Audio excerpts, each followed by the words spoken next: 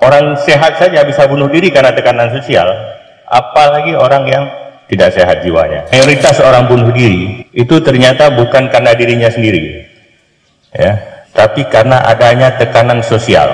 Penyembuhan lanjutannya ada di sosial, di lingkungan, di keluarga, ya.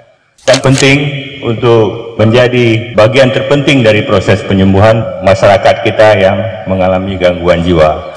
Dirawat program-program seperti ini, tapi jangan lupa dievaluasi. Kemudian ada target-target yang juga harus disampaikan. Terus menggunakan anggaran-anggaran negara untuk pembiayaannya, tentu harus ada target. 2025 tidak boleh ada lagi orang yang dipasung. Itu target.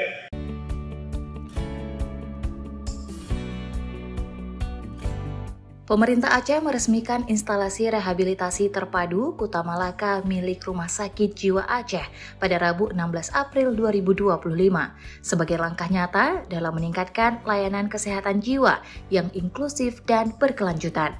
Peresmian dilakukan oleh Gubernur Aceh Muzakir Manaf yang diwakili oleh Pelaksana Tugas Sekretaris Daerah Aceh M. Nasir. Instalasi rehabilitasi terpadu Kuta Malaka Rumah Sakit Jiwa Aceh, sebuah rumah baru bagi mereka yang selama ini hanya dikenal lewat stigma tidak waras. Namun tempat ini, instalasi rehabilitasi terpadu Kuta Malaka, hadir sebagai pelukan.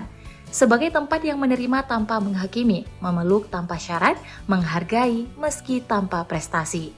Hari ini, di Kuta Malaka, bukan hanya sebuah fasilitas yang diresmikan, tapi juga harapan baru bahwa tak ada jiwa yang terlalu rusak untuk dicintai dan tak ada luka yang tak layak untuk dipulihkan.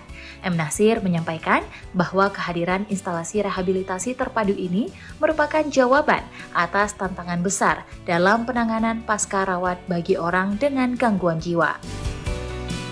Nasir mengatakan jika apa yang dilakukan rumah sakit jiwa ini adalah ladang amal di mana pemerintah membangun tempat untuk membina dan juga melatih para ODGJ.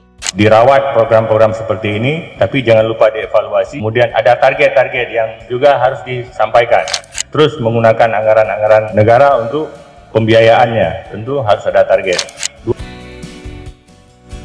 Nasir menambahkan bahwa apa yang telah dilakukan oleh RSJ ini adalah upaya memanusiakan manusia.